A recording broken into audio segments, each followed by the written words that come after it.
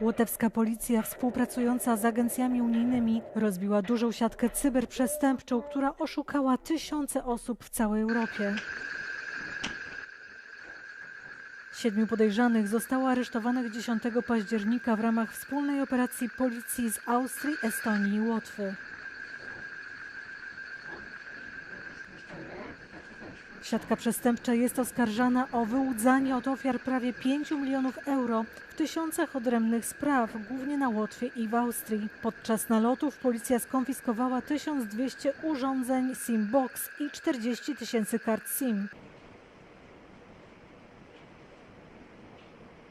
Europol zaznaczył, że grupa zatrzymanych była również wykorzystywana do ułatwiania innych przestępstw, takich jak przemyt migrantów i wymuszenia.